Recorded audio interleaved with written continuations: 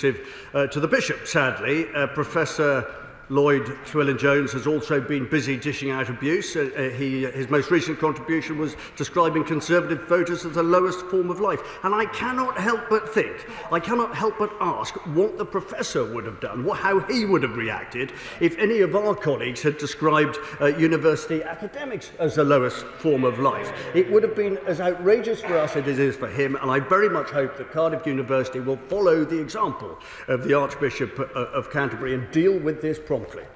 Chris Elmore. Number 20, sir. Thank you, Mr Speaker. We've committed £2 billion to Network Rail for the current control period. Close to £60 million has been committed to upgrade Cardiff Central Station, £76 million to electrify the Severn Tunnel. More locally, the Cambrian and Wrexham-Bidston lines, stations in Bow Street and St Clears are also set to receive additional funding. Chris Elmore. Mr Speaker, in a previous answer, the Secretary of State said that the UK Government's priority was investment.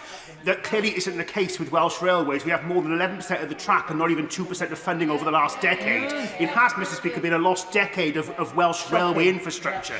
The Minister needs to set out quickly with DfT officials how he's going to address this lack of investment and ensure that the Welsh Railway gets the investment it deserves.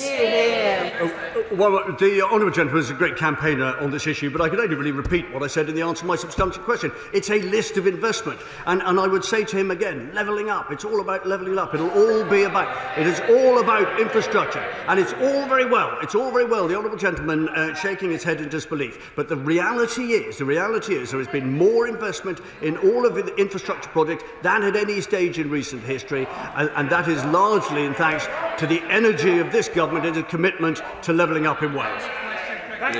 Speaker, the Kevin Bridge in Trowen is a bottleneck between Mid Wales and the West Midlands economy. Will the Secretary of State meet with me and stakeholders to ensure the Union Connectivity Review, which I very much welcome, tackles this bottleneck to our economy?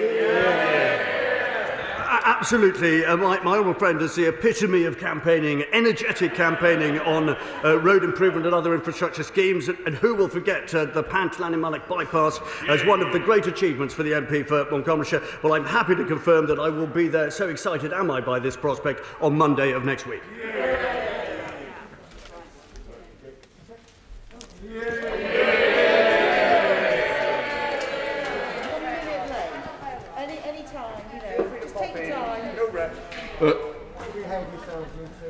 Before we move to Prime Minister's questions, I would like to pay tribute to a member of my staff who is retiring today from the House of Commons after 28 years' service. Ian Davis, who took part in his final Speaker's procession earlier, joined the House service in October 1993, having served in the Army across the world for 24 years, which included the overseeing of a field hospital in northern Saudi Arabia during the First Gulf War. On his retirement as Band Sergeant Major in the Scots Guards, Ian, a gifted musician who plays the French horn and violin, came to the Commons to be a senior doorkeeper around the chamber. He joined Speaker Michael Martin's team in my office in 2001 as the train bearer, which is how he is dressed today before the promotion to the Assistant Secretary to the Speaker in 2011, which is the role he has held until now. Ian's military discipline, his can-do attitude, his friendship, his sense of humour, expertise will be sorely missed by my team and particularly by me. I've got to say, it's not an easy job to become Speaker, but the one thing that was easy for me was knowing that Ian Davis was there to advise me and the Speaker's Secretary on the way that we've gone. And I cannot thank Ian enough for the support and the help that he's given me personally, as well as the office. And of course, Ian was in the Scots Guards, so was his father, so he's got a great history in serving this country. After 52 years of public service and MBE for services to Parliament, Ian, I would like to wish you all the best and a very happy retirement with Linda back home on the Isle of Wight. The Isle of Wight's gain is the Commons' loss. Thank you for everything, Ian. Well done. Thanks, Ian.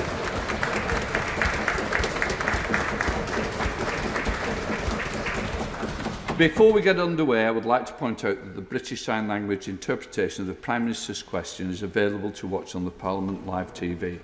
Now we come to questions to Prime Minister. Catherine Fletcher. Number one, Mr. Speaker. Thank you, Mr. Speaker. Can I begin by echoing and supporting very much your fine tribute to Ian Davis and thank him for all his service to this House and wish him all the very best in his retirement.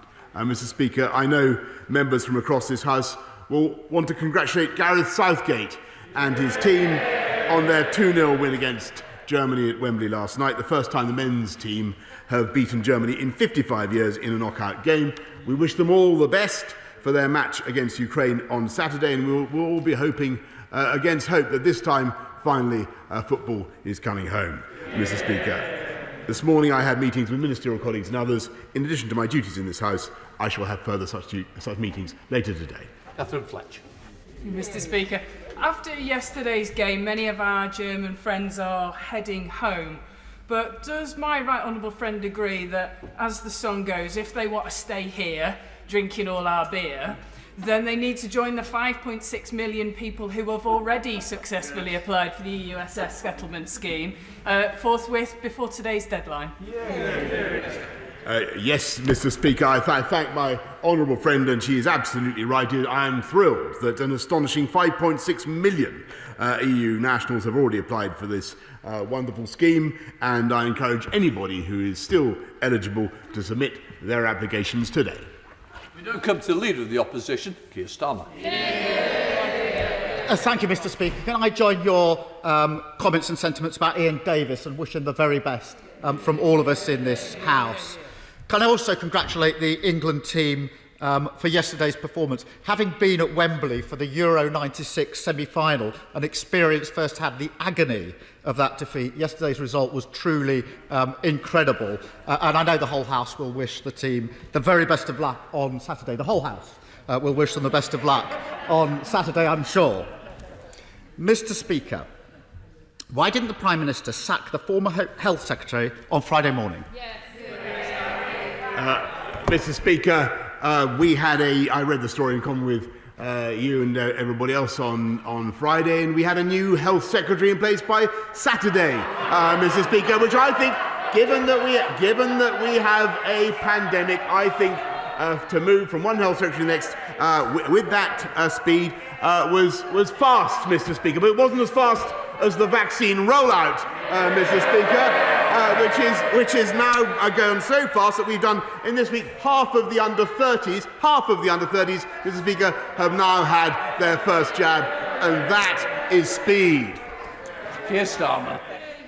Mr. Speaker, what a ridiculous answer. The Prime Minister must have been the only person in the country who looked at that photo on Friday morning and thought that the Health Secretary shouldn't be sacked immediately.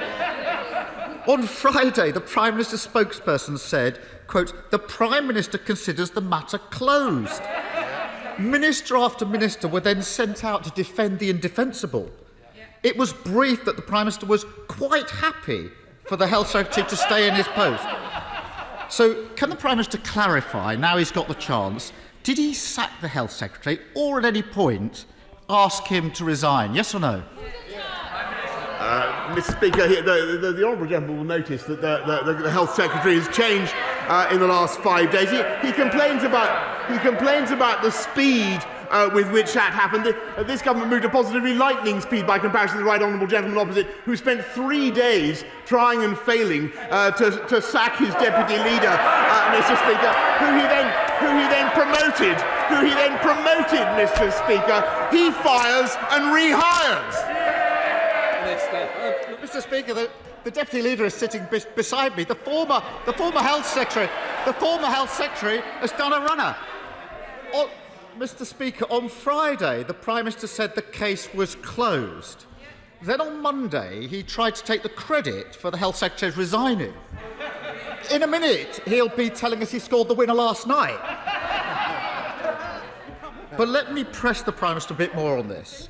The person the Health Secretary was in a relationship with was his non-executive director.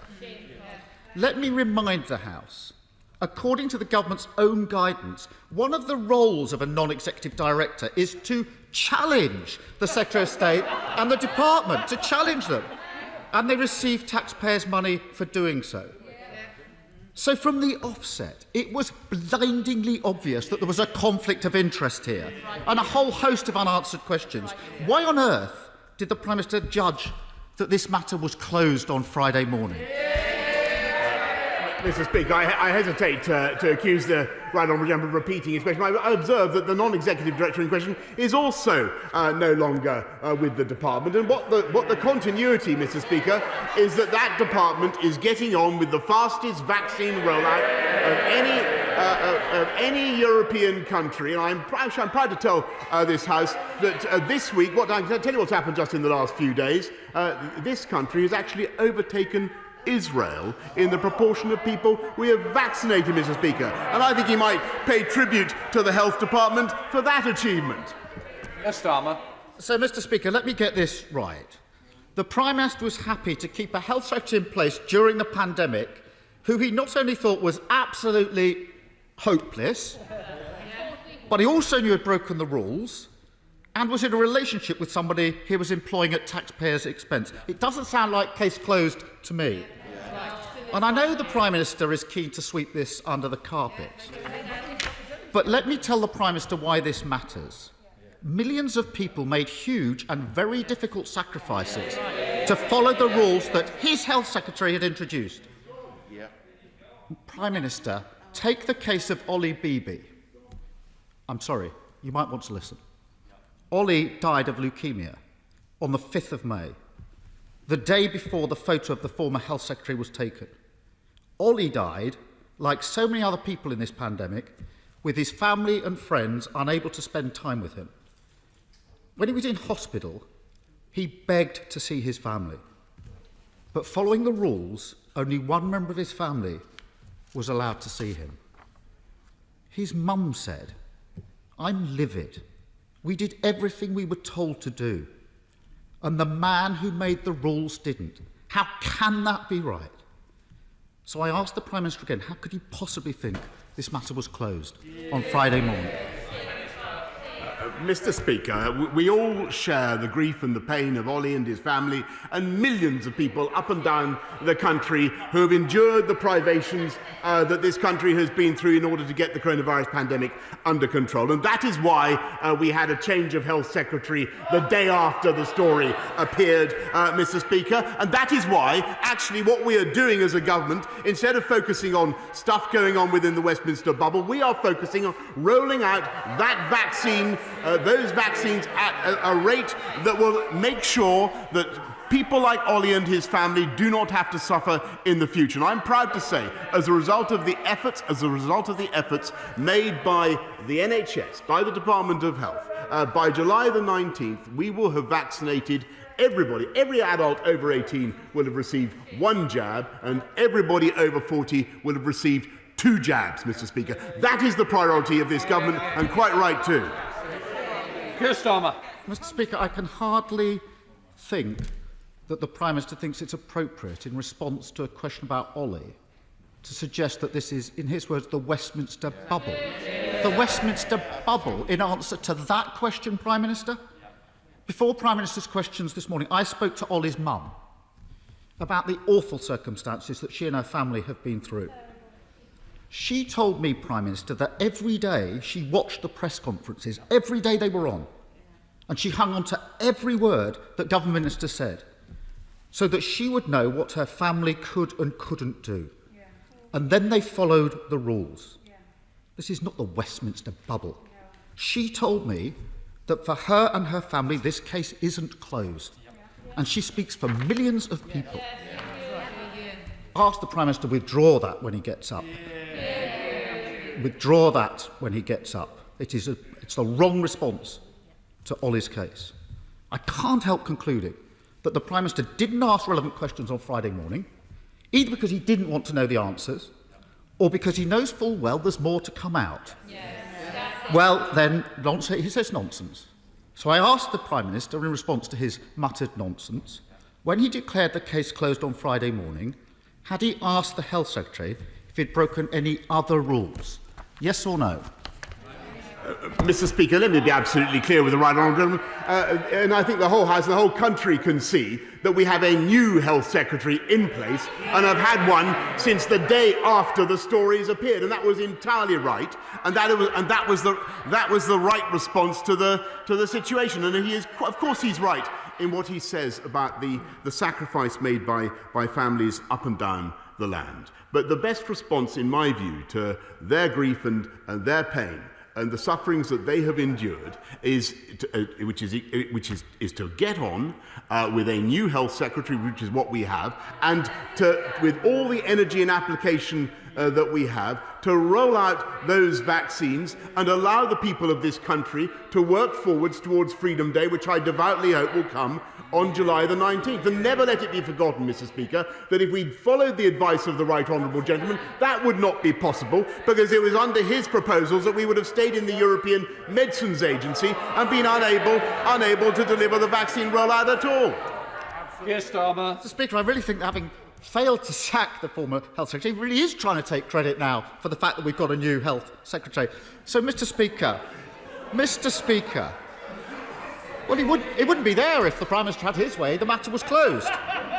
So, Mr. Speaker, it's no questions asked by the Prime Minister on Friday and no questions answered today. Yeah. There's a pattern here. Yeah. When Dominic Cummings broke the rules by driving to Barnard Castle, the Prime Minister backed him. When the Housing Secretary unlawfully approved a £1 billion property deal for a Tory donor, the Prime Minister backed him. When the Home Secretary broke the ministerial code, the Prime Minister backed her. And when the Health Secretary broke COVID rules, the Prime Minister tried and wanted to back him too. Every time it's the same old story. Isn't it the case, Mr. Speaker, that while the British people are doing everything asked of them, it's one rule for them and another rule for everybody else?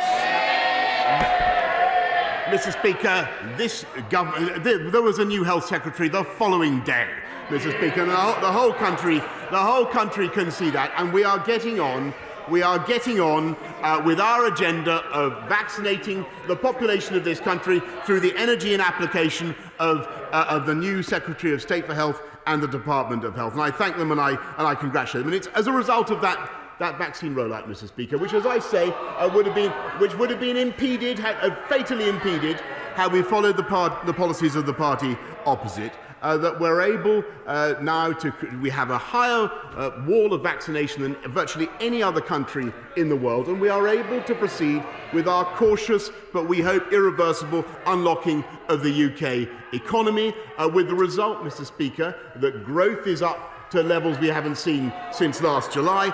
Jobs are up, and he calls for us to act faster in removing cabinet ministers, Mr. Speaker. It took him 3 days, as I say, to give her three new jobs. Shadow Chancellor of the Duchy of Lancaster, a Shadow Secretary of State for the Future of Work. We create jobs, Mr. Speaker. He creates non-jobs. He dithers, we deliver. Jacob Young. Thank you, Mr. Speaker. The steel industry is an asset of national strategic importance.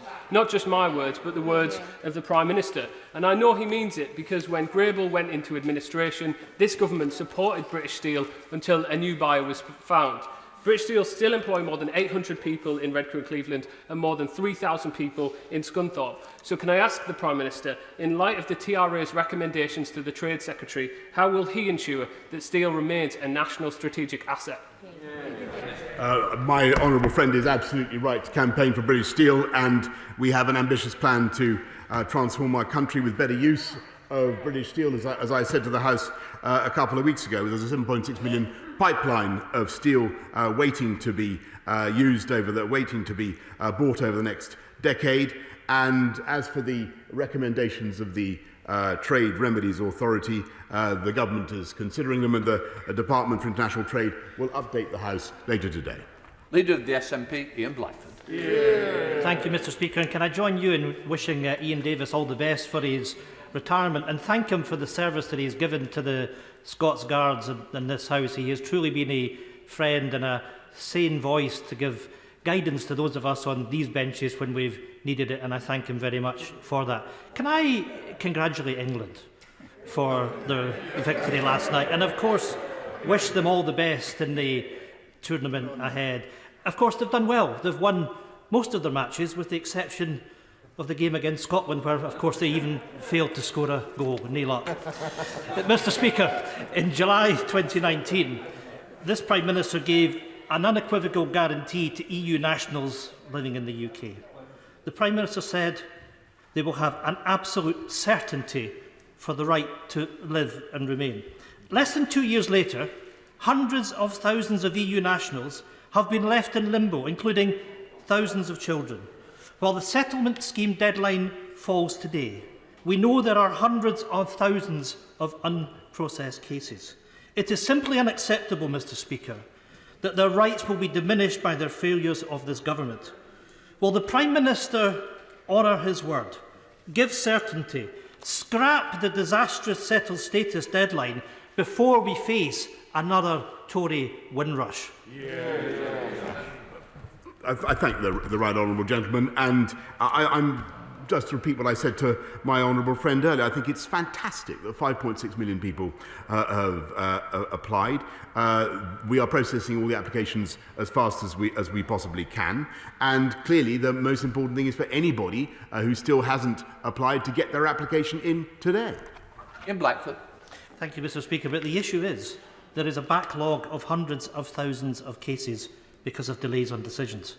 Mr. Speaker, overnight, thousands of our friends and neighbours could become illegal immigrants. They are living in fears for their jobs, their families and their livelihoods, all because this Prime Minister won't keep his word. We know all too well the experience of this government's Home Office. Dawn raids, vulnerable people deported, a hostile environment for the Windrush generation.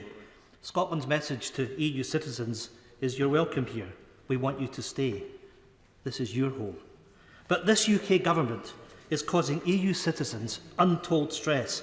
One woman who has been in the UK for 44 years says that she feels suicidal. Another says she feels like a third-rate citizen. So, Mr. Speaker, this is shameful. Will the government now do the right thing? Scrap the deadline and introduce automatically granted settled status? Or will the Prime Minister's legacy be the ridiculous removal of NHS staff, our local community workers, our teachers and many more who have made their homes here? Mr. Speaker, it's obvious from the statistics I've already quoted that this is an outstanding success, because we've had huge numbers of people applying. And of course, if there are people still who have to apply, and there's been several extensions of the deadline. It's 5 years now since the Brexit referendum. We've funded 72 organisations to help vulnerable EU citizens to understand what their rights are, to make the applications. Anybody applying within the deadline will, of course, have their case dealt with, and I urge them to get on with it. Let's go to Henry Smith. Henry. Thank you very much, Mr. Speaker. I pay tribute to the government for the world-leading COVID-19 vaccination programme. And can I encourage my right honourable friend and the government to press ahead with allowing those who are fully vaccinated greater international travel to save as many aviation and travel sector jobs as possible and help regrow our economy? I thank my honourable friend, and I congratulate him on his long-standing campaign for the justified campaign for the aviation sector, and that's why we've invested £7 billion already to support aviation since the start of the pandemic. But obviously, what we hope is that the vaccine rollout programme, the double jabs programme, will enable people to start flying and really give that industry the prospect of a long-term sustainable recovery. Let's go to Caroline Lucas. Caroline. Thank you, Mr. Speaker. Today, the Environmental Audit Committee, of which I'm a member, has published a report calling for transformational change in the government's approach to restoring nature.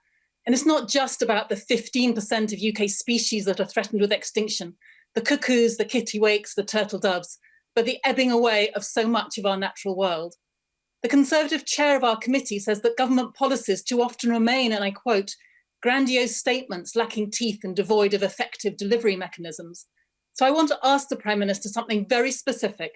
Will he look again at the government amendment to the Environment Bill that refers only to measures to further the objective of halting species decline, rather than actually meeting that objective.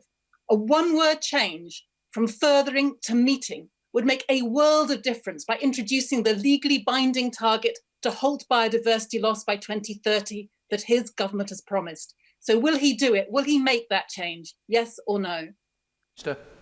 Mr. Speaker, this government is committed not just to halting, but to reversing biodiversity loss, not just in this country, but around the world. And she can see that from the conclusions of the G7 summit and everything that the government does to promote biodiversity across our country. Thank you, Mr. Speaker. Over the last few years, we've seen the proliferation of hate speech, harmful content, anti-vaccine conspiracy theories on social media.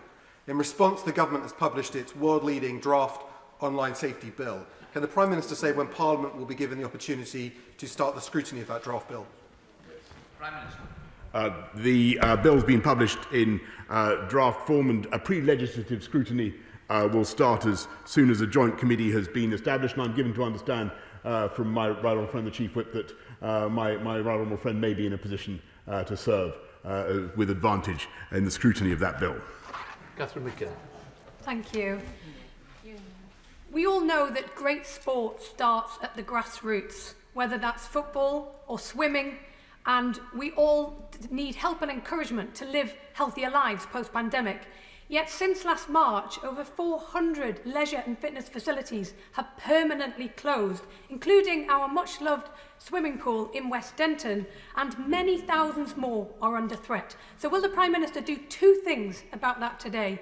Expand and extend the National Leisure Recovery Fund to fund these much-needed facilities, and back Newcastle's bid for the Outer West Leisure Centre from the Levelling Up Fund. Everybody deserves a chance to live a healthier life and one day perhaps to play or swim for their country.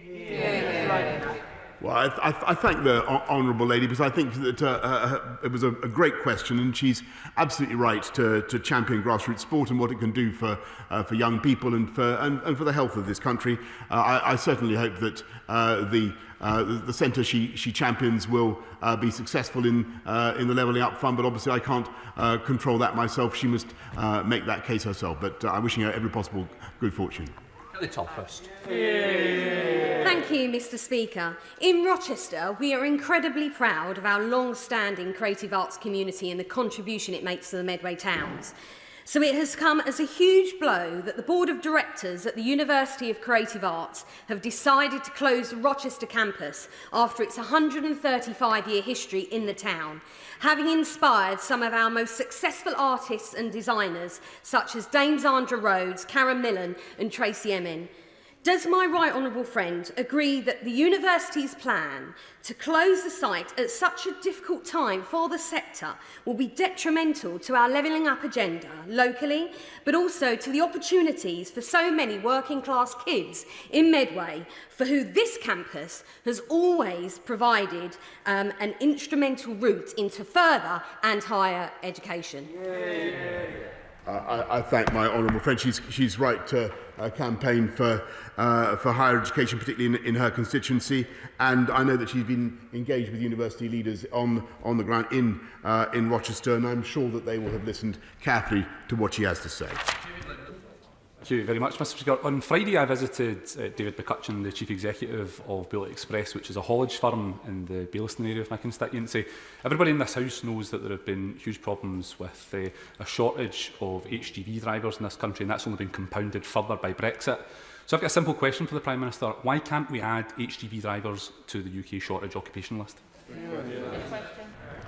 Mr. Speaker, I'll certainly look at what he's proposing, but I think the most important thing is to get our entire workforce back at work, and there are currently millions of people still on furlough, and of course there are labour shortages at the moment, but we need to get people back into work, and that's why we've got to continue to roll out the vaccines in the way that we are. Let's go to Sir Gurry Street. Gurry. Thank you, Mr. Speaker. My right honourable friend will be aware that the counties of Cornwall, Devon, Somerset and Dorset have come together to form the Great South West to generate regional growth and prosperity in much the same way as the Midland Engine and the Northern Powerhouse. It has the support of all local authorities, LEPs and the business community, but we've now been waiting for recognition from government for well over 3 years, and frustration, Mr. Speaker, is reaching fever pitch. Can my right honourable friend please look into this matter and give us the green light so we can help the government achieve its objectives of sustainable growth, prosperity and jobs? Mr. Speaker, I'm a passionate supporter of the Greater South West and the prospects that it brings. But I understand also that my right honourable friend has met the Minister for Regional Growth and Local Government to discuss these proposals, and I look forward to hearing their outcome. Let's go to Christina Rees. Christina. Thank you, Mr. Speaker. Many of my constituents have been angered by the treatment of DVLA staff and the disgraceful harassment of PCS Union Rep Sarah Evans. With cases rising significantly in South Wales in the third wave of the pandemic, why does the Prime Minister feel it is so acceptable for the DVLA to have returned over 450 staff to their Swansea site, contrary to government advice, as some of them can and have been working effectively and safely from home?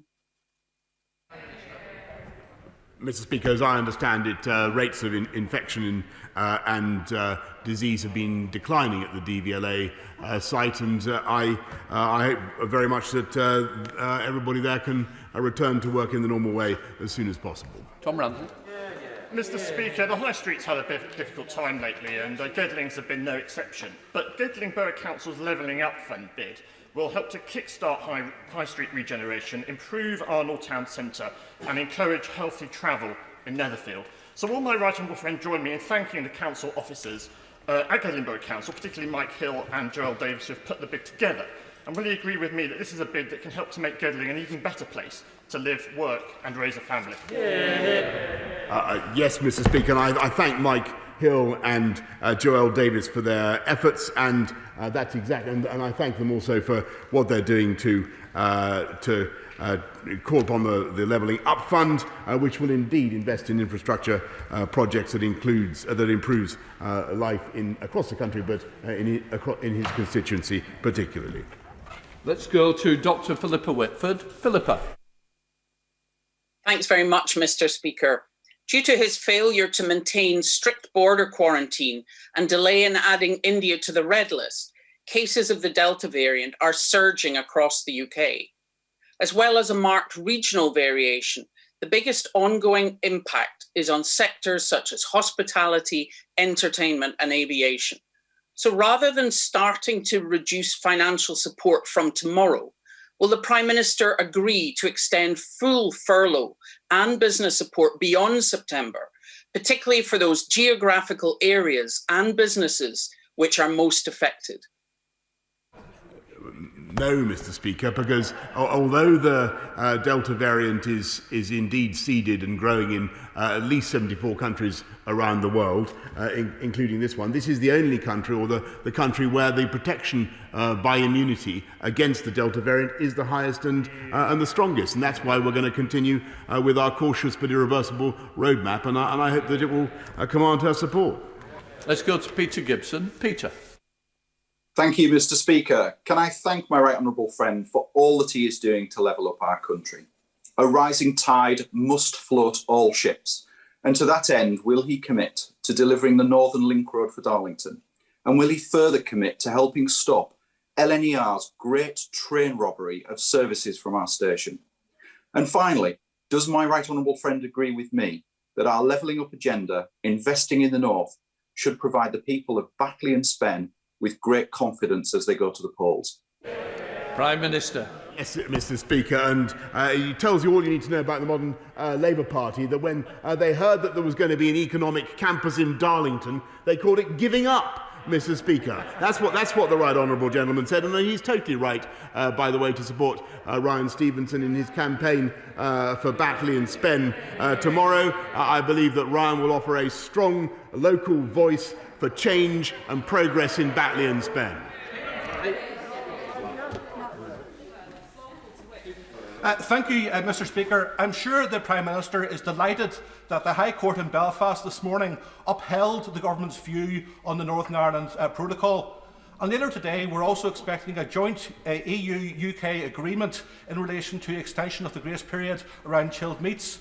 So, does the Prime Minister accept that today may well be a watershed, when we can stop talking about the protocol in constitutional and identity terms, but rather the UK and EU jointly work through the genuine problems to find pragmatic solutions?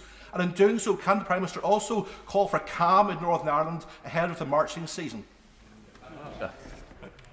Yes, Mr Speaker, and the best thing that the EU can do is to make sure that we remove all the problems that are currently associated with their application of the protocol, the ban on chilled meats, the restriction on the circulation of cancer drugs, the fact that 20% of all the customs checks carried out around the whole of the EU are carried out in Northern Ireland, and I hope that all that can be fixed indeed, Mr Speaker, and then we can move on. Thank you, Mr Speaker. Yesterday I was in Batley and Spen campaigning with our fantastic candidate Ryan Stevenson.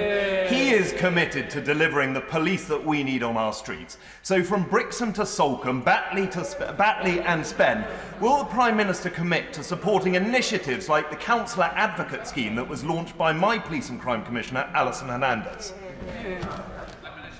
Yes, I'm a big fan of Alison Hernandez, Mr Speaker, and I think she's doing absolutely the right thing. And to support her, we are, of course, increasing policing presence on the streets of the city. We're rolling up county lines drugs gangs, about a third of them that we've tackled so far. And we've also instituted tougher penalties for serious sexual and violent offenders, Mr Speaker, which were opposed on a three-line whip by the party opposite. Bel Ribeiro Addy. Thank you, Mr Speaker. We're experiencing a knife crime epidemic in London. As much as 50 people have been killed by knife crime in our city, with a staggering 17 of these being young people and one of my own young constituents. I fear that we are going to see more and more people, young people in particular, needlessly lose their lives, and with the summer approaching, more and more violence on our streets. The Prime Minister is aware just how much youth services are important in the prevention of crime. So could he explain why his government has cut over 70% of youth services in the past decade? And will he pledge to do more for this city's young people, put his money where his mouth is, and reverse these disastrous cuts? Minister. Mr Speaker, we invested in youth services and we'll continue to do so. But I think it's quite extraordinary that she continues to avoid the McCavity-like performance of the Mayor of London, who is totally failing to grip this, to reduce serious crime and to stop knife crime. There was a previous Mayor of London, Mr Speaker, who got the murder rate down by 50% because we gripped it and we took responsibility in City Hall. I think it's shocking to see what Sadiq Khan is doing on this issue, but we will do everything we can to fill in the gap. Ian Paisley, final question. Thank you, Mr Speaker, and can I refer to my registered interests and also associate all Northern Ireland members with the tribute you have made to Ian Davies today. Prime Minister, today the Belfast High Court has actually found that the protocol does conflict with the Act of Union, though does not break the law. That it has repealed aspects of the Act of Union which is in direct contravention to the commitments that this government has actually made to the people of this kingdom. The Prime Minister will be aware that litigation is still ongoing in the High Court in England on a commercial case that could result in the loss of earnings claim of hundreds of millions of pounds by British businesses trading in Northern Ireland. Under Section 8 of the Withdrawal Agreement, the Parliament here is sovereign. The judgment today confirms that Parliament is sovereign. Prime Minister, you have a solid majority on your benches.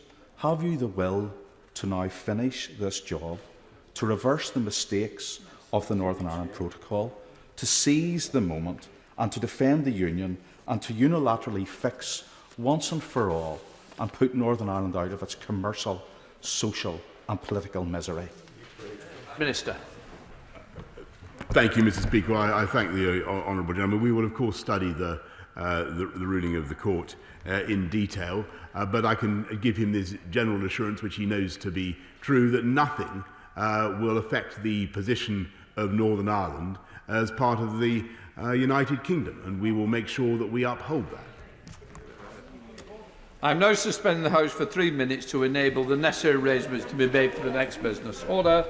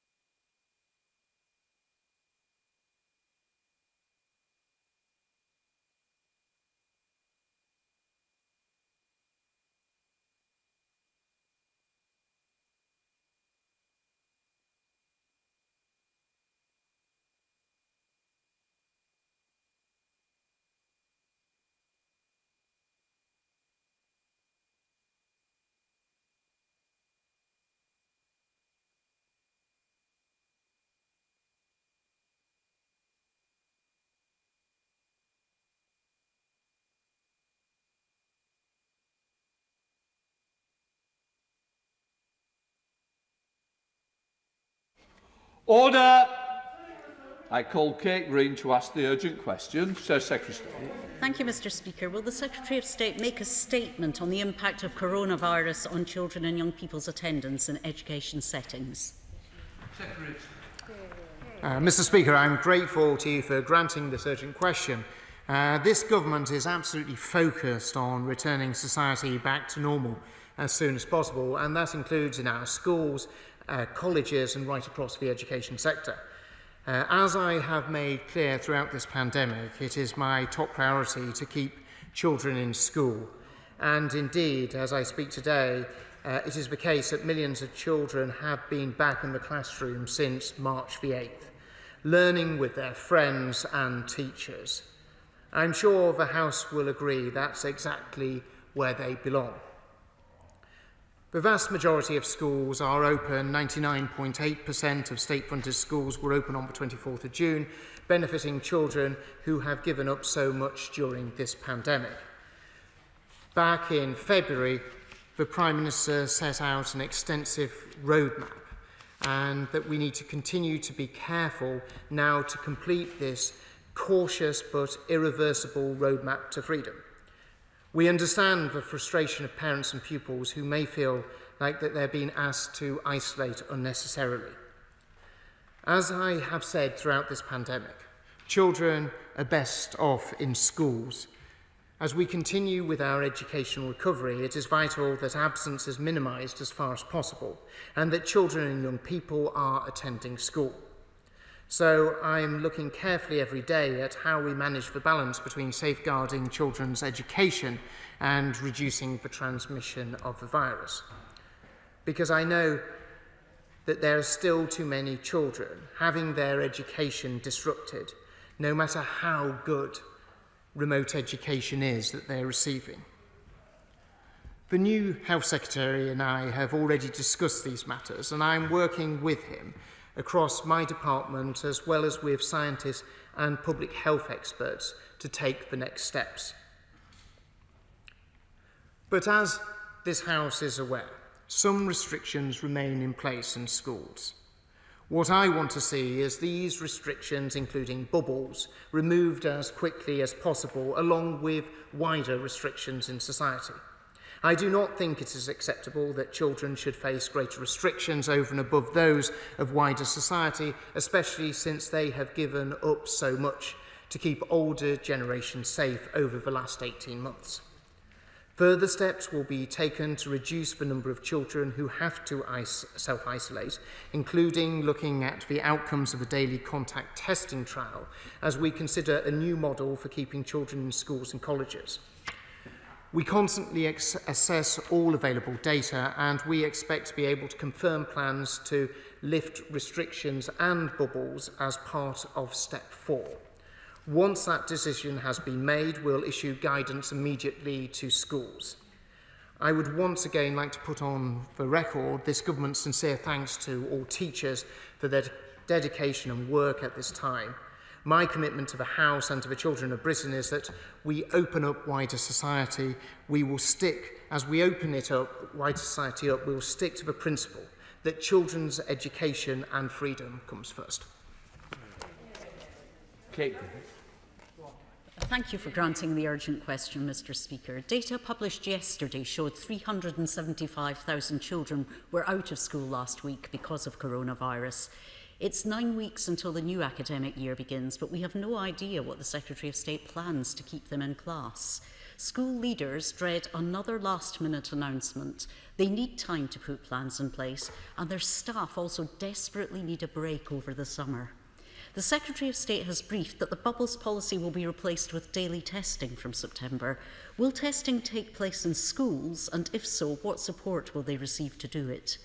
Can you tell the House the results of the pilots in schools using regular testing instead of bubbles? What impact has this had on the number of coronavirus cases in the school community and the number of hours children and staff remain in class? And can he tell us why, if he believes he has a solution that will keep children safely in the classroom, he's waiting until September? What's he doing now to keep children in school before the summer holidays? Time and again, Labour's called for mitigations to keep children learning, including ventilation and nightingale classrooms. Why has this not happened? Can he clarify why he abandoned the policy of masks in schools when cases were rising and masks were still required in shops and indoor spaces? Will he share the scientific evidence that led to this decision? Can he confirm that children who have to isolate over the summer and can't attend the holiday activities and food programme will still receive free meals? And finally, Mr. Speaker, can he tell us when he expects to receive JCVI advice on vaccinating older children? Does he believe that they will begin receiving the vaccine before September? Mr. Speaker, Ministers' negligence in letting the Delta variant into our country is keeping hundreds of thousands of children out of the classroom. The Secretary of State must act now or make way for someone who will. Secretary of State.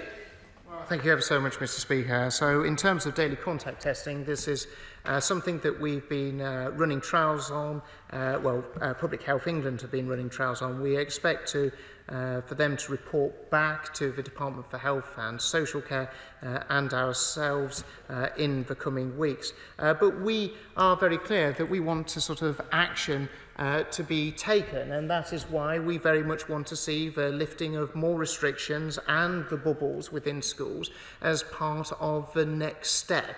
But as the Honourable Lady and yourself, Mr. Speaker, will appreciate, that this is a decision that has to be made across government as part of the next stage of our roadmap. But we'll, of course, be informing schools and keeping them up to date as to that progress in plenty of time before the start of the next term.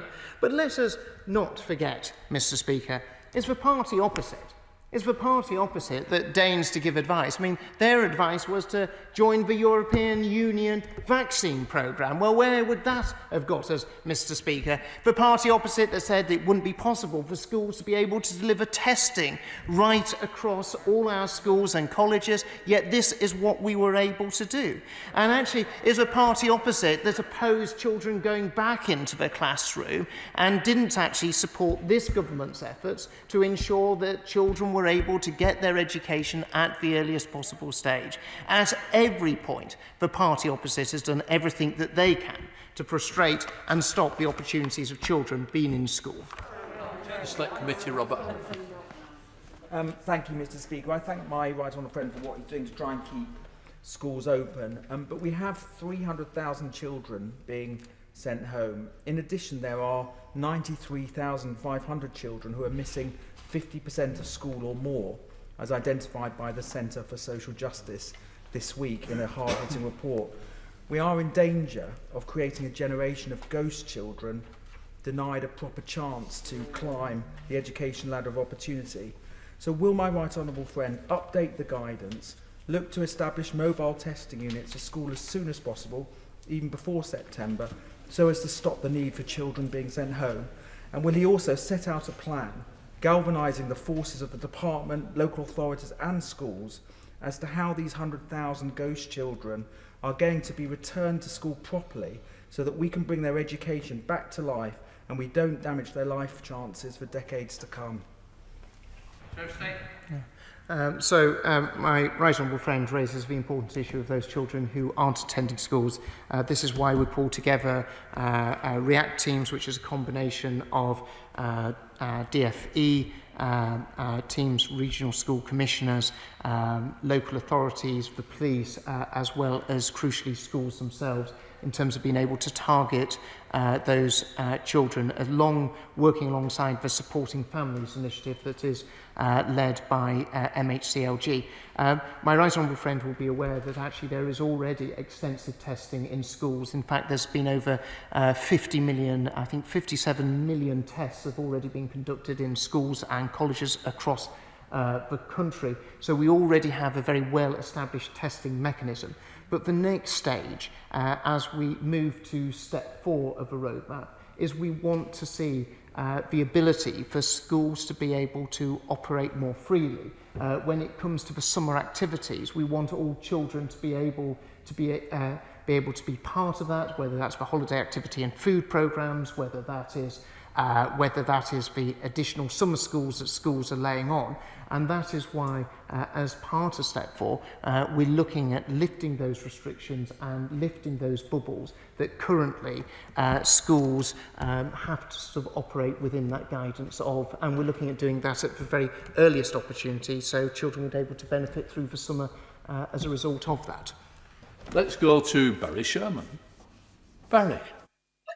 Thank you, Mr. Speaker. Can I say to the Secretary of State, will he stop this dither and delay? Now, I don't think that anyone in this House, on education matters, I think we're united, that there is a generation of young children that are missing, have missed education and will continue to miss education. And families, parents particularly, want certainty. They want to know what the rules are and what they can expect so they can plan their everyday lives. And most of all of us who care about education know that the summer holidays coming up could be an opportunity for a vast level of national volunteers working with children to give them that support they're going to be vitally missing because they've missed so much school education. Come on, Secretary of State, take the lead, do something positive, imaginative and bold. Well, I thank the honourable gentleman for his thoughts. We have already outlined, and if he had listened to the question, I had sort of, in answer to my right honourable friend, the member for Harlow, is that we're very much looking towards lifting the restrictions, especially in terms of bubbles, as part of the next step of the roadmap. As the honourable gentleman will be aware that the government is going to, in the very near future, announce the next step of the roadmap, and it will be very much part of that, and that will be, it's important that all the actions right across government are properly coordinated as part of a process of easing restrictions right across the country. Let's go to Bob Blackman. Bob. Thank you very much, Mr. Speaker. And I'm delighted that the government prioritised the reopening of schools as we ease the lockdown. And I congratulate my right honourable friend for all the efforts he's made to make sure that children return to schools and get in-person education as much as possible. Now, clearly, as we do so, does he agree with me that rolling out regular testing will ensure that we stop the spread of the virus, but also prevent children from unnecessarily being sent home and missing out on their education, at the same time as making sure that the tests are carried out properly and appropriately? I absolutely agree with my honourable friend, and he'll probably have seen the figures of over 50 million tests already conducted across schools and colleges. We're very much aware that testing has been an important part of getting schools reopened, and we continue to work with colleagues in the Department for Health and Social Care and Track and Trace in order to ensure testing is available, which of course it is available to all pupils and their families as well. We go to Daisy Cooper. Daisy. Thank you, Mr. Speaker. The number of children missing school is rising every single day, and families are at their wits' end whilst the government is once again far too slow to react. So will the government act now and establish a rapid task force with public health directors and school leaders with a mandate to keep schools open safely? Well, it's fair to say that Liberal Democrats, Mr. Speaker, have never been very good at numbers, and actually schools are open right across the country. They are welcoming children. You've got millions of children in school. You've got millions of children benefiting from being with their teachers, and we continue to take actions to ensure we do everything we can do to maximise the number of children there. And of course, as I touched upon earlier, as part of Step 4, we'll be looking at lifting more restrictions as part of that, but that will be to be announced in the near future. Thank you, Mr. Speaker. I very much welcome my right honourable friend's work to keep schools open and his ambition to see the end of the bubble system. But can I ask him to also look at a cohort of children who risk being caught up negatively by COVID guidance and restrictions, and that is children who are due to start primary school this September. I declare an interest that my own son is due to start school this September, in that schools are currently under guidance, unable to run the settling in sessions that are essential to familiarise themselves with their new environment and have the best start at school life. So can I ask my right honourable friend to take action to ensure that those settling in sessions can happen? I will sort of share some of the guidance we've got, but there is flexibility for schools to be able to do, for those key transition years, to be able to do some level of familiarisation with those children, and I'll organise for my office to share that information with my honourable friend. Let's go to Tahir Ali. Tahir. Thank you, Mr. Speaker. We have seen the number of children self-isolating quadrupled during this month due to increase in cases of COVID. Due to this sharp rise, more children are now able to learn online from home, with the IT equipment and access to internet provided to schools by the government. Hundreds of families in my constituency of Birmingham Hall Green have benefited from this scheme. I'm now hearing that many of these devices have either been disabled or taken back by the schools. This impacts significantly on learning, especially those that are living in poverty. Mr. Speaker, it is important that access to IT equipment is not disrupted. Therefore, will the Secretary of State ensure that the children keep the laptops and only return them when they leave school at year 6 and 11? So the investment we made in terms of IT equipment is very much there to help pupils. While it is the property of the school, we very much want the schools to prioritise the use of those laptops to actually help children from the most disadvantaged backgrounds. And I will certainly take up his point and look at more detail as to whether there's more guidance and more, a stronger steer that we can give to schools to really emphasise that point. Let's go to Dr. Neil Hudson. Neil. Thank you, Mr. Speaker. We all know that the pandemic has caused many young people to miss out on vital learning experiences, and I welcome the government's recovery strategy to help them catch up. In Cumbria, we have unique outdoor education centres such as the Blencathra Centre and the Outward Bound Centres that offer life-affirming educational experiences, both as day and residential activities, offering young people a chance to benefit from some of the vital opportunities they've missed out upon. Does my right honourable friend agree that these centres can be a key part of the solution? And will he look into his department directly supporting and utilising these assets to achieve this educational recovery? Well, as part of step 3 of the roadmap, we made it absolutely,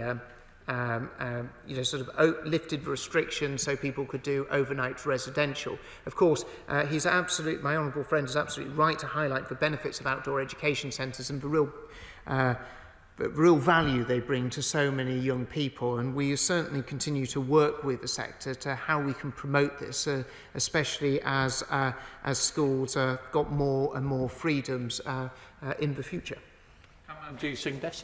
Thank you very much. Mr. Speaker, this government has consistently let down our children in order to bring down case numbers and to reduce school closures. When the likes of me advocated for teachers to be vaccinated, or for there to be a circuit break during half term last year, or for other sensible measures, we were ignored. Now, shockingly, given that 1 child in 20 was out of school last week and case numbers are still rising, will the Secretary of State commit to reviewing the use of the bubble system, and will he commit to implement the recommendations now rather than wait until the autumn? Well, I'll happily pass on a copy of Hansard to the honourable gentleman so he can reference what I'd said earlier on in the UP. Speaker, I think the Secretary of State's right to push back on the Labour Party. I don't remember them being huge champions of getting schools back on March the 8th when we were campaigning so strongly for it, so their words are a little bit hollow now. Can I just ask the Secretary of State, though, he's clearly, I think, indicating where he wants to go on getting rid of bubbles.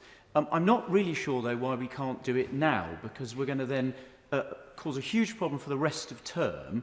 We're not going to give a lot of time for teachers and schools to prepare for the autumn. But what I really wanted to ask him was about testing. Given that we have now vaccinated all of those adults at risk of being seriously ill from COVID, is he really suggesting, given that COVID is going to be endemic, that for the rest of time we're going to be testing our school children on a regular basis? I think we need to move back to normal. Once we've protected everyone who's vulnerable to COVID, and children are not largely, we need to get back to normal, not ensuring our children have to be continuously tested for the entirety of their school careers.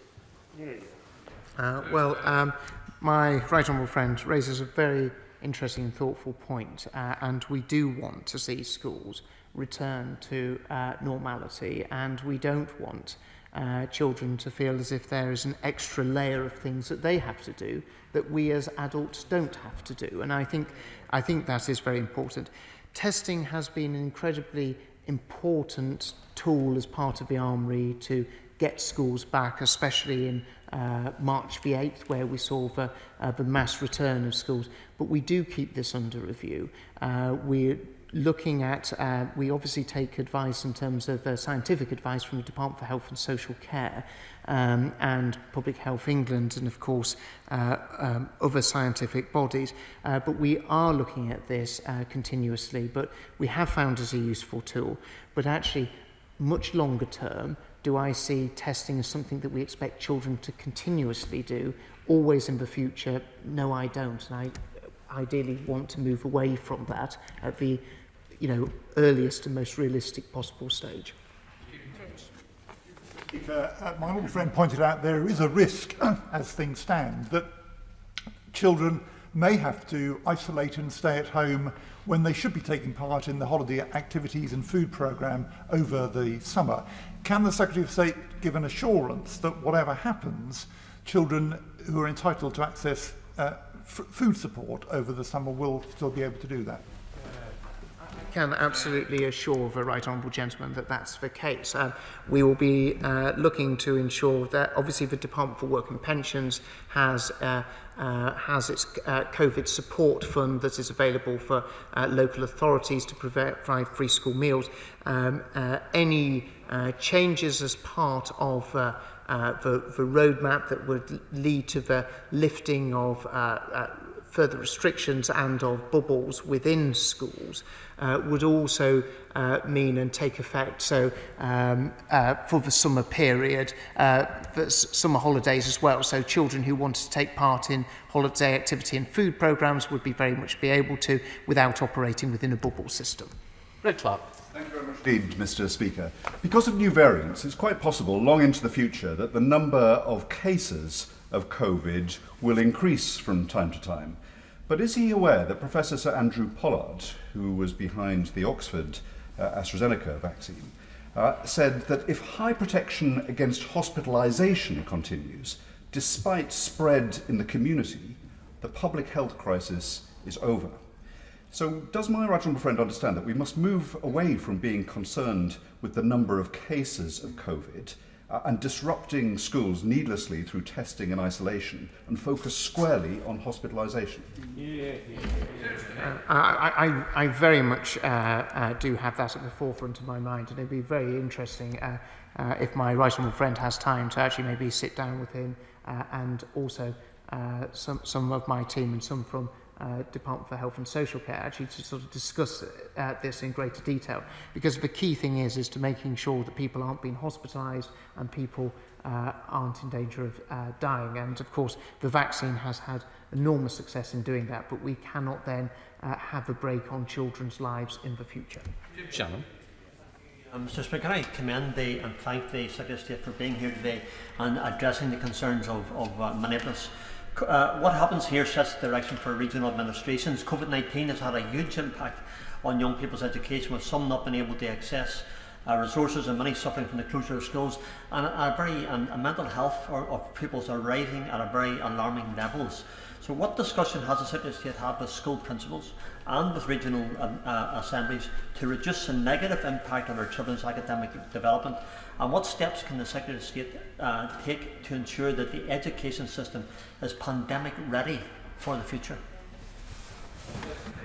Well, we have always, at all stages, done as much as possible to work with all devolved administrations right across the United Kingdom, and we'll continue to do, whether that's to do with issues to do with mental health, whether that is to do with awarding of grades, or whether that is to do with education recovery. And if I could just take the opportunity, Mr. Speaker, just to put on the record my thanks for work that I had the opportunity to do with Peter Weir, who was the Minister for Education in Northern Ireland, who we had a very close working relationship, and very appreciative of all the work he undertook for the children and students in Northern Ireland in his time as Minister. Let's go to James Daly. James. Thank you very much, Mr. Speaker. The Metropolitan Borough of Bury currently has over 2,000 children self-isolating, negatively impacting their social, emotional and educational development. I welcome and recognise my honourable friend's commitment to keeping children in school, but does my right honourable friend, and I'm sure he does, recognise and agree that we cannot allow this situation to continue? Surely we must learn to live with COVID-19 and remove the requirements for school bubbles together with the current policy of self-isolation at the earliest opportunity.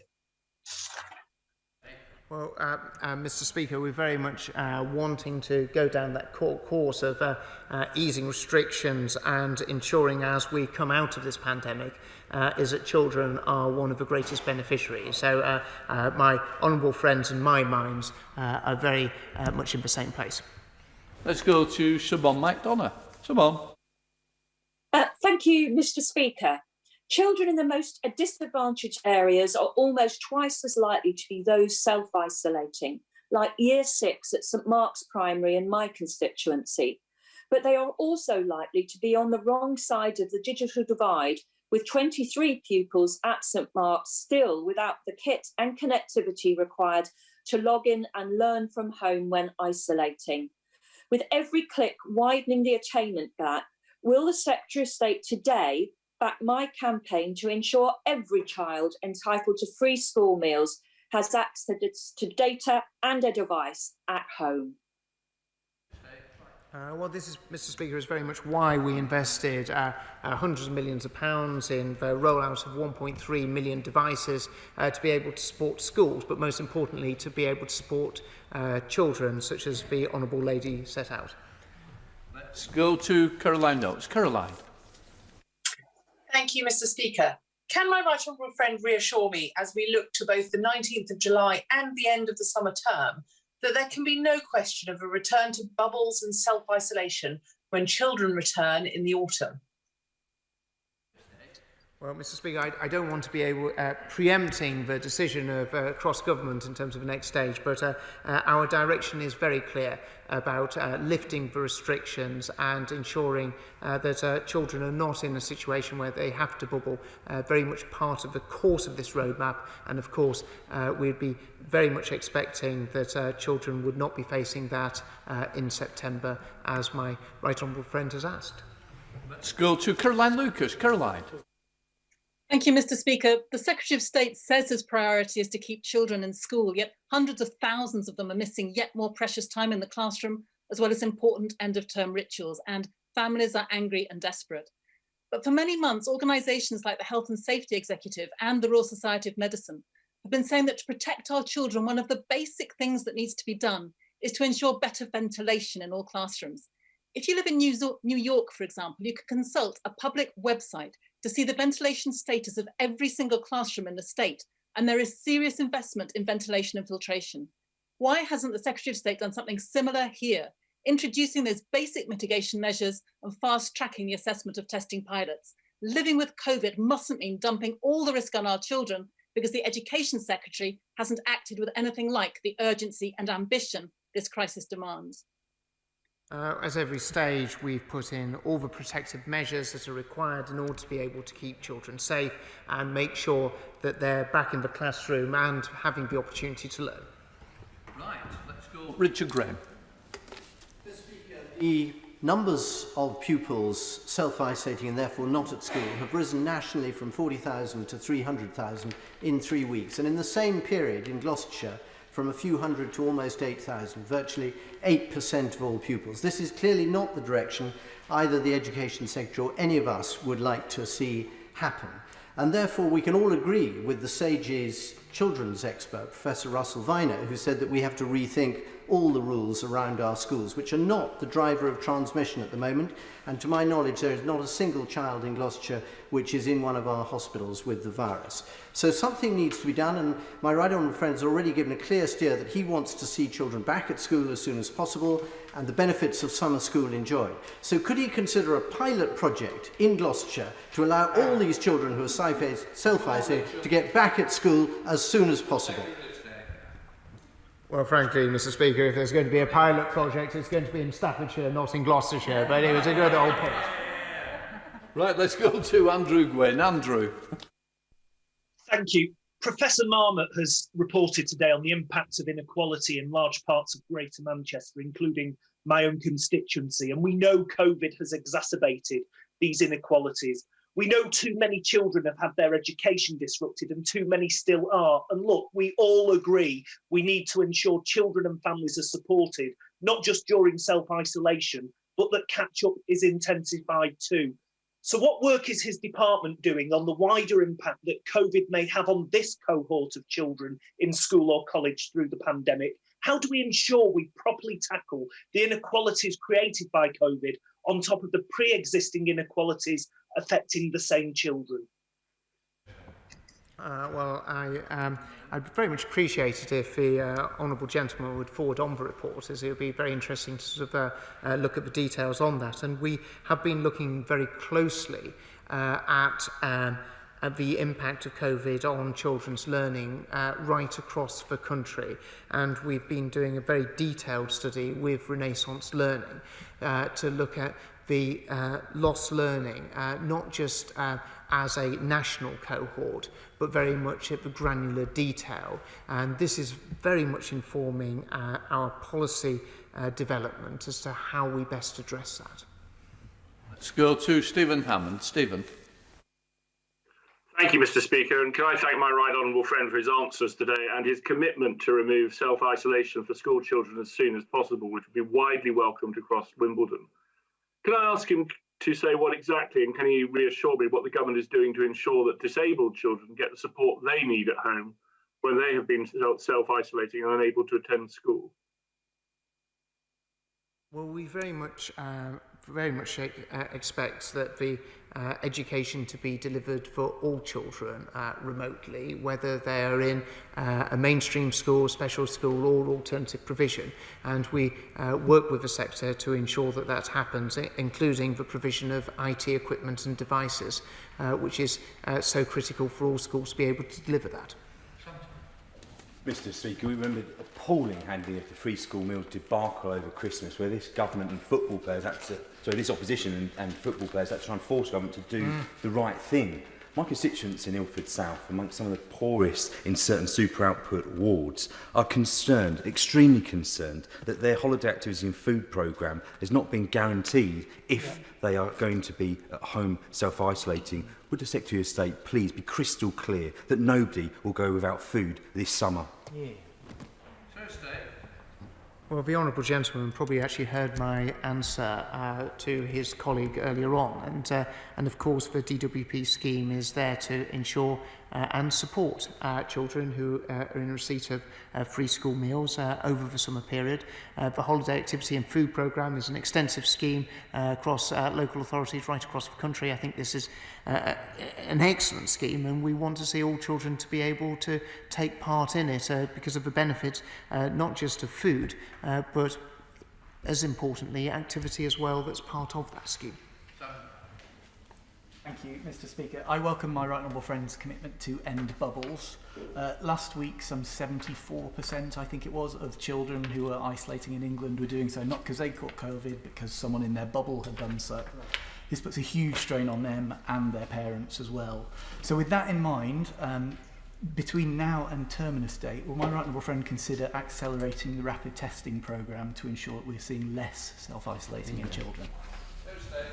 Well, we always continue to work with Department for Health and Social Care in terms of testing and being able to sort of maximise that out so that actually we're able to catch people with COVID at home so they're not in a position of infecting their friends at school and also their teachers. Russian Narali. Russian. Thank you, Mr. Speaker. With nearly 400,000 children and young people out of school just last week from COVID-related reasons, the government's failures to secure our borders against the Delta variant has demonstrated the damage it's doing to children and their future. And given those failures and the incompetence, frankly, of the Secretary of State over the last year in getting a grip and supporting school children, isn't it time that he worked with the Chancellor to get the funding that's needed for catch-up, as was recommended by the former Catch-ups are Sir Kevin Collins. There's a shortfall of £13.6 billion.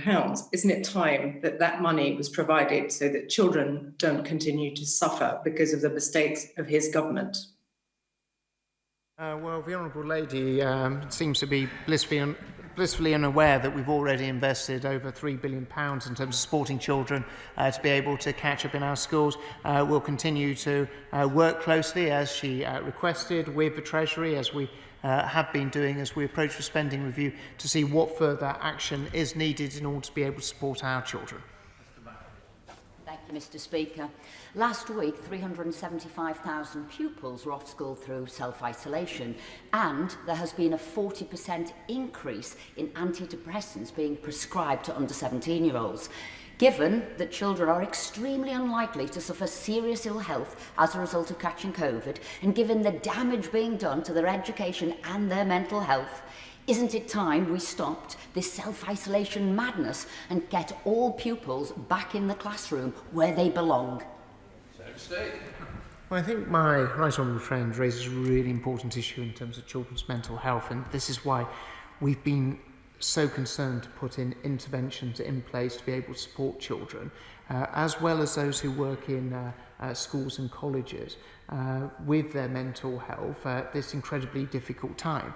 And actually the best way of helping children and all people with all staff is with their mental health is actually having schools functioning as normally as possible. And that's why we've always been clear that when we're in a position to be able to remove those restrictions, to be able to make those changes and actually make it easier for schools to operate as normally as possible, we will always take those steps at the earliest possible stage.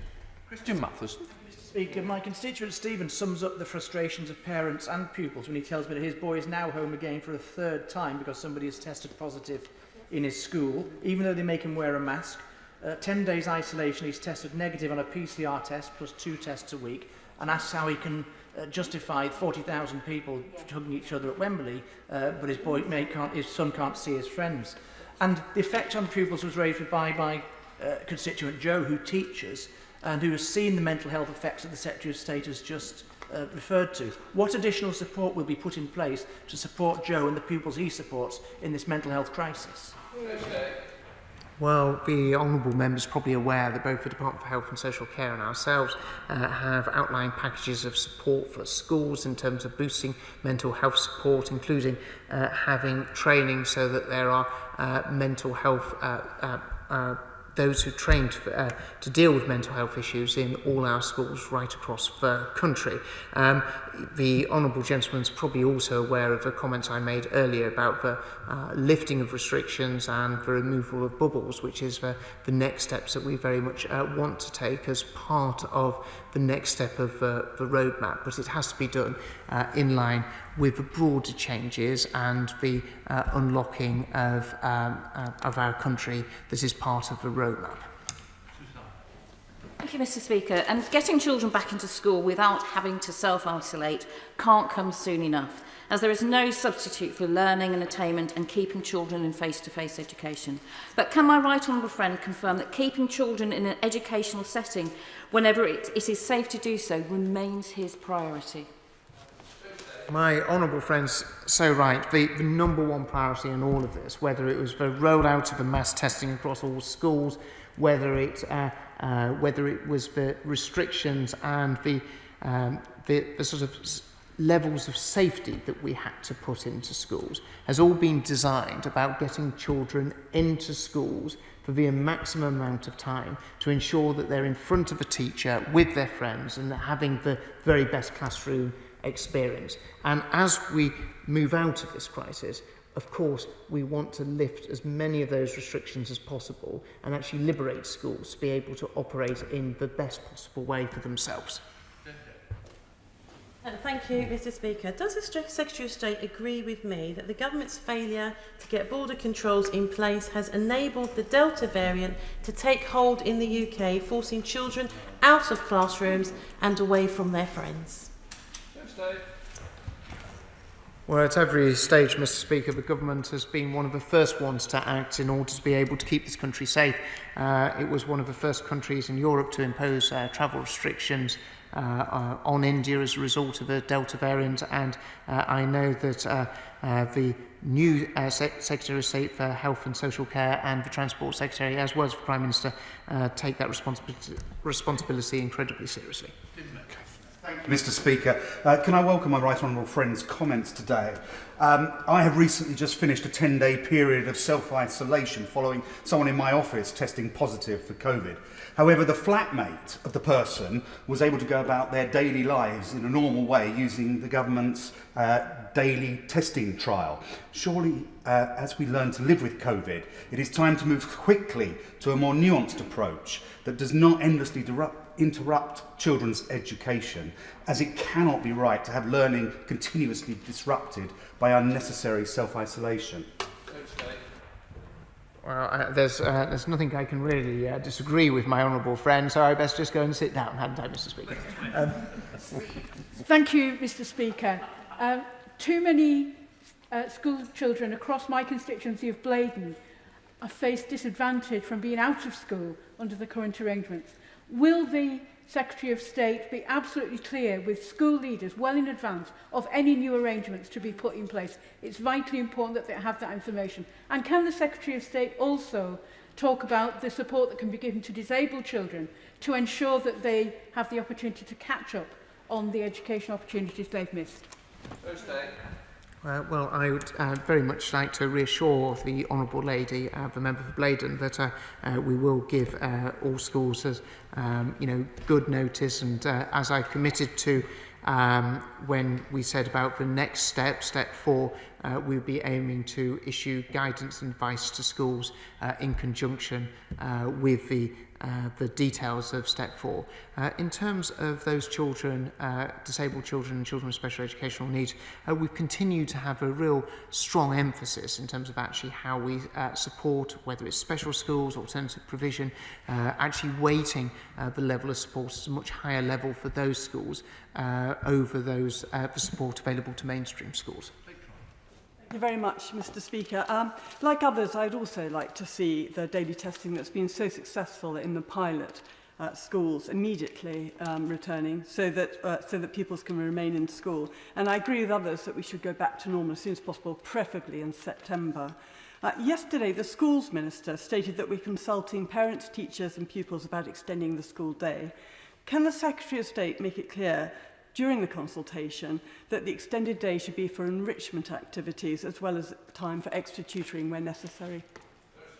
I very much want to see children spending as much time in school as possible. I mean, I do want them to be able to have the opportunity to go home, Mr. Speaker, at certain points, but as part of that extra time, I do, of course, want them not only to be learning for a rigorous curriculum that has been carefully crafted by my right honourable friend, the member for Bognor Regis, but actually, and they will get a lot of fun out of learning from that rigorous and detailed curriculum, but also I want them to have more fun in terms of doing sporting activities, cultural activities, arts, and so much more as well. Mr. Speaker, over the past few weeks I've been touring secondary schools in my constituency, and the current self-isolation policy, which incidentally resulted in a Twickenham secondary having to close its doors entirely last week for several days, that combined with lockdowns is not just impacting academic progress, but the number one issue being presented to me by heads and safeguarding leads is the mental health impact. So as well as ensuring support for academic catch-up, could I urge him to do everything he can to speed up the rollout of mental health support teams in schools, but also please will he speak with the Health Secretary to provide urgent additional capacity for Tier 4 CAMS beds, because too many children are being turned away. And it is not an exaggeration that the evidence I'm being presented with is that children's lives are at risk because teachers and school counsellors just don't have the skills to deal with those cases. I think, Mr. Speaker, the Honourable Lady raises a very thoughtful, important issue. I'm very much with her as to I want to see the rollout of the mental health support in schools as quick as is feasibly possible to do so. And I think that also plays an incredibly important role in actually tackling some of the further pressure that's then put at the door of CAMS services, but I'll be very happy to take up the point that she raised with the Department for Health and Social Care, who runs CAMS, and as to how best we're able to support children in those early stages, but if there is the need for clinical intervention, how that can be best supported and swiftly supported in order to be able to deal with the problems early on. Thank you, Mr. Speaker. The government prioritised reopening schools above almost anything else, and schools in Stoke-on-Trent have been doing an absolutely amazing job to keep education going, given the challenges faced. And I know schools in my constituency are struggling with several COVID cases right now. It's absolutely vital we keep children in school as far as possible, especially from the most disadvantaged backgrounds. So will my right honourable friend do everything possible to ensure no more time is lost, ensuring all our young people receive the good quality education we want to see? Well, I know my honourable friend's done so much for education in Stoke, including his efforts to secure a new free school for the Stoke-on-Trent South constituency, and he's right. We constantly review what needs to be done to keep children in school for the maximum amount of time so they can benefit from the education. We recognise that that delivers the best benefits for children, not only in his constituency, but in all of our constituencies. Let's go to Charlotte Nettles. Charlotte. Thank you, Mr. Speaker. Teachers and school staff in Warrington North have moved heaven and earth over the last 18 months to try to support the education and welfare of our town's young people in the face of last-minute, changing and often contradictory guidance. Nowhere is this more the case than in SEND educational settings, especially as testing can be traumatic or indeed impossible for some children with special needs. When will schools know what is to happen in September? And can the Secretary of State confirm that this will be shared with schools well in advance of the summer holiday to ensure staff are not required to work across their summer leave, and that specific guidance will be provided for SEND schools rather than them being an afterthought? Well, specific guidance is always provided specifically for special educational needs schools, and I can ensure that the detail of gov.uk website is available to the Honourable Lady, so she might be able to read it if she is interested to do so. And Mr. Speaker, I can absolutely assure the Honourable Lady, as I said earlier on in answer to other questions, that we will provide that information at the earliest possible stage. Thank you, Mr. Speaker. I've been contacted by parents across Burnley and Padiham, some who have children off school for the third time, despite having never had coronavirus themselves. So can I welcome the Secretary of State's work to end isolation for students?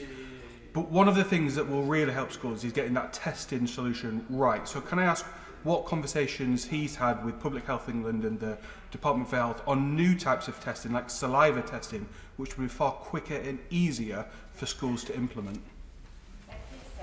Madam Deputy Speaker, we always work with our colleagues in the Department for Health and Social Care, as well as colleagues in Public Health England. It's the very best forms of testing. We're always aware that there's new technology and new innovation there, and we want to be able to use that to the best of ability, not only to make sure that all of his constituents in Burnley who are wanting to attend school are able to do so, but across the country as well. We now go to Jeff Smith. Madam Deputy Speaker, I've had lots of emails from desperate parents in South Manchester whose children have suffered multiple periods of isolation, are worried about more, and they all say we need to review the isolation rules urgently. We now hear that he's looking at plans to announce as part of Step 4, but there's no reason to wait for Step 4. Schools have got a problem now and they need to know what to do about it.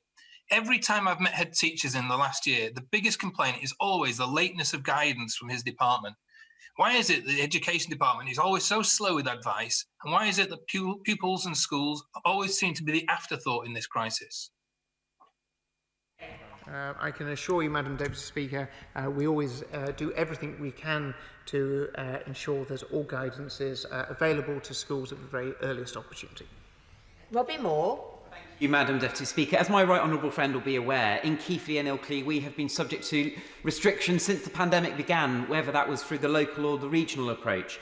There is a concern amongst some of my constituents that a regional approach to the implementation of restrictions may return at some point. So can my right honourable friend confirm that if that was the case, which I do not want to see, we wouldn't end up with a situation where schools in Keighley and Ilkley were forced to close, where others in the country may be able to be open? Madam Deputy Speaker, can I assure you, my honourable friend, the member for Keighley and Ilkley, I want schools in Keighley and Ilkley always to be open and never to be closed. That is certainly something that we want to ensure happens. We do not want to see schools in different parts of the country having to close. That's why we'll take all measures that are required in order to ensure that they stay open. Madam Deputy Speaker, schools won't stay open because the Secretary of State wills it. We need a long-term plan here. The Secretary of State for Health told the House on Monday that we're going to have to live with the virus. Now, what does that mean for schools? Where's the plan for improved ventilation, for Nightingale classrooms, so that children can socially distance within schools and not have to be sent home in bubbles? The virus is not going away. Where's the plan? Well, the honourable gentleman seems to have paid very little heed to actually some of the measures that we put in place in order to be able to ensure that children are able to get back into school. And if it's probably not unsurprising, considering his party's policy seems to be very rarely to be encouraging and making sure that schools are open. So the honourable gentleman had the opportunity to ask his question. So. And so we'll continue to do everything we can do to ensure children are able to benefit from a great education. That's what we've been doing. We've been seeing schools open right up and down the country, 99.8% of schools open, and we'll continue to take the measures that are required to keep schools open. Thank you, Madam Deputy Speaker. Madam Deputy Speaker, parents, pupils and, of course, teachers have borne the brunt of difficulties about bubbles and self-isolation of children, but it now feels that the whole country is agog for progress on these issues. Has he heard today, as I have heard, that the party opposite actually now would support him if he felt able to go where it feels that his spirit wishes to lead him, and that is to make progress on ending self-isolation and bubbles? Can he count now on their support? Secretary of State. Well, Madam Deputy Speaker, I would probably count them as a rather unreliable ally, but I would certainly, I certainly hope that they wouldn't sort of do the usual sort of Keir Starmer flip-flop. That is, the right honourable gentleman, the leader of the opposition's flip-flop that we've become accustomed to. Zara Sultana. Thank you, Madam Deputy Speaker. The Secretary of State has again been found sleeping at the wheel. 1 in 20 pupils were self-isolating last week, and today my office was told of another Coventry school forced to close. Teachers are doing the best they can, but with mitigation rules relaxed and without additional resources, the Delta variant will continue to rip through schools. So why were masks required in class in April but not now, when case rates were lower in April than they are right now? And will the Minister abandon his feeble catch-up plan? Those are not my words, Madam Deputy Speaker, but the words of the Minister's former advisor. And can he put in the resources needed to mitigate COVID and for education catch-up? That's £15 billion, like his advisor recommended. Secretary of State. Madam Deputy Speaker, I'm not really quite sure if the Honourable Lady is arguing for more restrictions or less restrictions. It didn't seem to be that coherent. So maybe if she'd able to write to me and actually clarify her position as to whether she's pro-restrictions or against them, I'd be happy to answer. Jacob Young. Deputy Speaker, and I thank the Secretary of State for his update and the promise of ending bubbles and school isolation.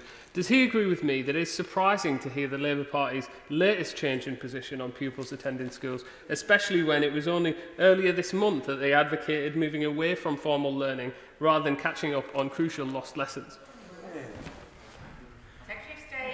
I suppose one of the great advantages of opposition is consistency is not something that they have to adhere to. There has been an element of inconsistency there. But what we are focused on as we come out of this pandemic is to ensure we do everything that is possible to support schools, teachers, and most importantly, children in catching up on what they've missed over the last year and a half. I thank the Secretary of State for the statement. A point of order, Kate Green.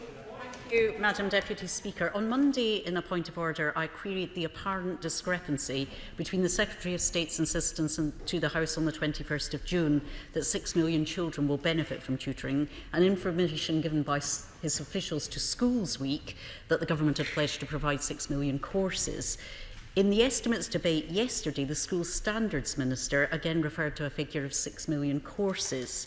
We now have two ministers saying two different things, yet despite Mr Deputy Speaker's response to me on Monday, no ministerial correction has so far been issued. Can you assist me, Madam Deputy Speaker, in inviting the Secretary of State to clarify the matter? Well, I thank the Honourable Lady for giving me notice of her point of order. It is, of course, essential that ministerial statements to this House are accurate, but as she knows, the content of a speech is a matter for the member or minister themselves. Don't know whether there's any point that wishes to be made, but the Secretary of State is here, as are his ministers, and will have heard the Honourable Lady's point of order, and I'm sure that she will find some clarity forthcoming. Thank you. A point of order, Martin Doherty-Hughes. Ahead of my Westminster Hall debate this afternoon, Madam Deputy Speaker, regarding my constituent Jagtar Singh Johal, it has come to my attention that members of this House have been sent briefings originating from the Indian High Commission here in London. Madam Deputy Speaker, this is something diplomatic delegations, as you will be aware, are entitled to do. But in this instance, it would seem that they have included details that would seek to prejudge what is a live criminal case in that country. I'm sure you will agree a most unusual state of affairs when one considers the separation of the judiciary from other branches of government, which is seen as a cornerstone of a well-functioning liberal democracy and a position which flies in the face of the fundamental truth of being innocent until proven guilty. Madam Deputy Speaker, during the 3.5 years of his imprisonment, I have sought myself to not prejudge the case against my constituent, as it is, as you would appreciate, a matter for the Indian courts.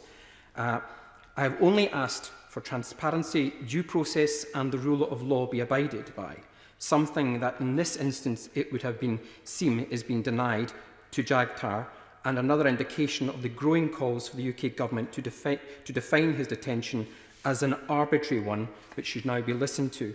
Madam Deputy Speaker, could you advise myself and the House what recourse is open to members of this place to ensure that diplomatic missions to the Court of St James with regards to their ongoing business with this House?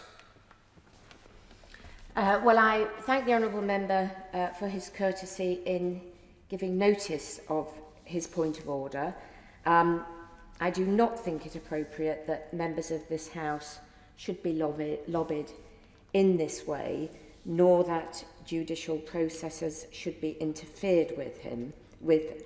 And I do thank him for putting his concerns on the record and for giving me the opportunity to